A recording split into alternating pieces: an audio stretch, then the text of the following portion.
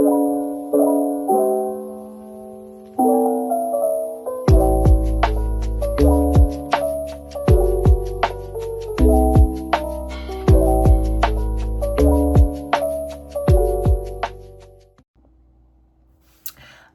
guys. Morning. Good morning. And welcome to the top 5 of the year video. I cannot believe another year has come and gone already. It's insanity to me, but we are at the end of another year. It is 2025 coming to an end.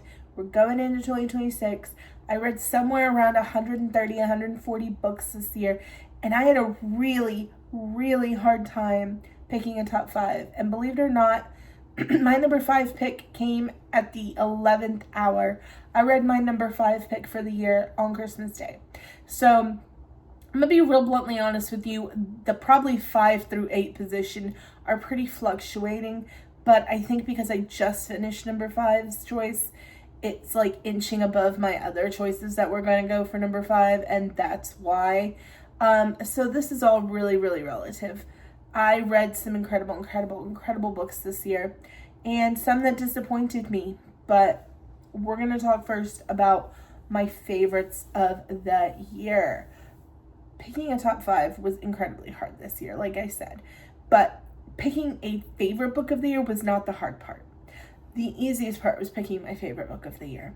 If you know me, if you have ever met me, if you have watched these videos, you know what my favorite book of this year is, and that is Alchemized by Sen-Lin Yu.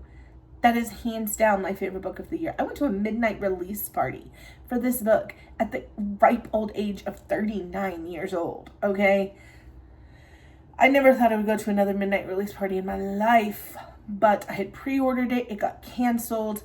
There's a whole video about it.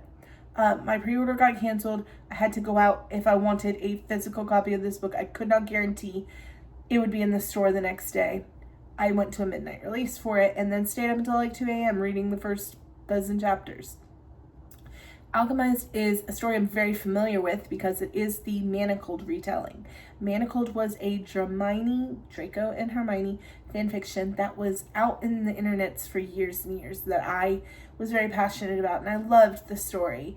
And they took it off the internet last year in 2024 to release it as a publication here in 2025.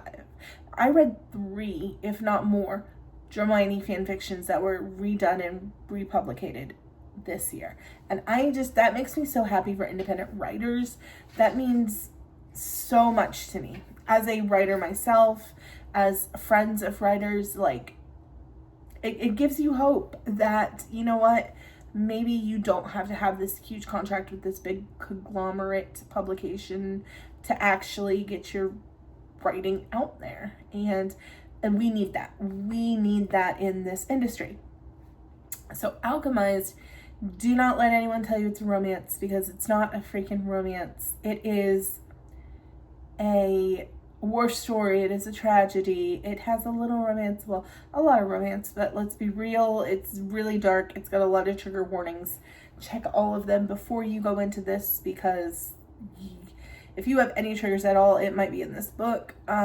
Just a phenomenal storytelling and world building by Sen-Lin Yu. However, the way that she was able to take her Manacled and rebuild this world and the magic system to where I actually liked it better in Alchemized than I did in Manacled. I thought I would never be able to say that. I was like, how is she going to give me a magic system that's not Manacled? She did it, and she did it fucking well. And oh, I am very passionate about this book.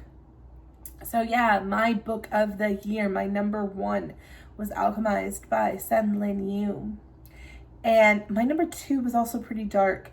It was the year for some dark reading for Lauren, but it makes you feel things, and maybe I needed to feel things this year. So my number 2 was, while Alchemized was my most anticipated read of the year, my number 2 book was nowhere on my radar this year. It is an M.L. Wang novel, and I had tried to read M.L. Wang previously, and it was not for me. But somebody told me that I saw a TikTok, if you like dark academia, they were like, stop what you were reading and read Blood Over Brighthaven. And I did exactly that. I picked up Blood Over Brighthaven that day and I read it, and holy smokes, was it so good. It is not just dark academia, it's socioeconomical. It talks about, you could bring immigration into it, sexism. It covers so many incredible topics that, need to be talked about. And it does it in a fantasy world setting with magic and powers and the magic system. Oh, the magic system in Blood Over Brighthaven is so wonderful. M.L. Wang is an incredible storyteller. And if you can find a connection to a character or a world that she has built, you will be all in. I had the worst reading slump after reading Blood Over Brighthaven because there was nothing else I wanted to read. I could not fathom reading anything else than this world. And that is why it's my number 2 of the year. It just was incredible. It was so good. And I am so glad that I pulled the trigger on it, even though I had read other M.L. Wang stuff and it not spoke to me like this. Each book can speak to you differently from the same author. It just depends on the subject matter and the characters. It really does prove that. My third book was also not on my radar this year, but I did this one audio. It is the only one in my top 5 that I did do on audio. And I'm so glad that I did it on audio, and I recommend anyone else do this book on audio because of a few reasons. But my number 3 book is Taylor Jenkins Reid's Atmosphere. This book is so freaking beautiful. It is a sapphic romance set in the 1980s space race. And the reason I say to do it in Audible is because, like, a large portion of the book, one of the people is out in space on a mission and one of them is on ground control. And the going back and forth conversation, it is really freaking well done. And the emotion that the narrators give it is absolute chef's kiss on Audible. I just cannot brag enough. It was my favorite romance category of the year, and it easily was that, hands down. It was beautiful. It was heartbreaking. It was devastating. If you're familiar with Taylor Jenkins Reid, she also did a very popular book called The Seven Husbands of Evelyn Hugo. I wanted to say 7 Wives, but it's The 7 Husbands of Evelyn Hugo. I liked this more than The 7 Husbands of Evelyn Hugo, and that's saying something because I really liked The 7 Husbands of Evelyn Hugo.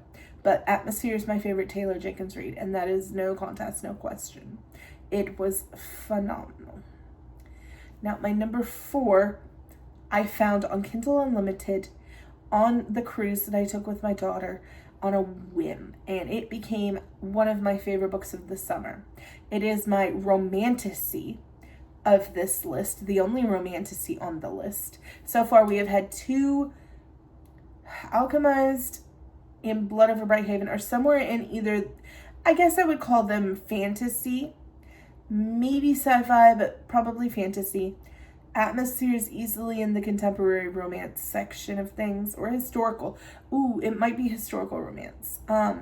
4 is my romantasy. And it is Shield of Sparrows by Devney Perry. That book floored me, how invested I was in those characters. It was so unbelievably good. Oh my gosh, the whole world. I wanted to live in a freaking treehouse. That book has no business being that good.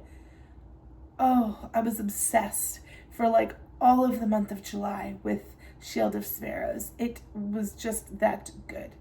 I don't even know what else to say, but Devney Perry's Shield of Sparrows, if you are a romantasy girl, go read it. It is a little tropey, but really, really well done. Really, really well done. I absolutely loved it and ate it up, and it was a 5-star plus for me. And then we'll do honorable mentions because, like I said, my number 5 book snuck in at the 11th hour, and there were other books that were in this slot that it kind of bumped out. So my honorable mentions are Ava Reed's Fable for the End of the World, another sapphic romance that was absolutely fantastic. I also read the sequel to A Study in Drowning, which was one of my favorites last year, and the sequel to A Study in Drowning, which A Theory in Dreaming. I couldn't think of the name of it. A Theory in Dreaming, excellent. I read Pillars of the End of the Earth, or Pillars Till the End of the Earth, by Ken Follett this year. So good. It is historical fiction at its best, like on a almost Tolkien level. It is so good. It is 12th century, and it takes place over this extended period of time where all these people's lives, you get so invested. Very big fan of Pillars of the End of the Earth. And what else did it knock out that I was like, oh, Deep End by Ali Hazelwood. Oh my God, that is probably my favorite spicy romance of the year. I absolutely loved that book. And for the first few months of the year, I thought that that was going to be my favorite book of the year. But alas, no. It was not. It was too soon. There were too many good books. There were so many good books. But my number 5 book of the year turned out to be Fake Skating by Lynn Painter. It is a YA rom-com, you guys. And while yes, it was an anticipated read for me this year because I have loved other Lynn Painter stuff, I would have never thought it would make my top 5. Just because, like, it's YA rom-com. It makes you giggle and kick your feet. But this one, as a military brat, connected with me somewhere. Because the main female character is also a military brat and has never really had a sense of home in high school. And oh, there were so many little tiny details that connected with me personally. I had to put Fake Skating in my top 5. It was so freaking good and so fun. And I giggled and squealed so many times and also cried a lot of times. Like, if you have a book that does all those things, you can't not put it in your top 5. I might be coming off the high of having finished it the other day, but I'm standing on business, guys. I'm standing on business. Lynn Painter's Fake Skating is going in my top 5. Hate me. I don't care for putting a YA romance in my top 5. But it was so fun. Oh my gosh. I really am happy with those 5 books this year. A huge variety of genres, including my honorable mentions, a crazy variety of genres. And I loved it all. I loved it all so much. My goal for next year is just to keep reading everything I can get my hands on in all genres. I know this year I said I was going to read 1 nonfiction a month. I think I read 2 nonfictions and quit. I'm going to try to continue to read more nonfiction, you guys. I'm going to try to continue to read more nonfiction because I want to just always broaden my horizons with books. But I hope you guys enjoyed my top 5 of the year. Happy end of 2025. And you guys have an amazing, amazing rest of your year. Stay safe out there. And I will see you in the next year.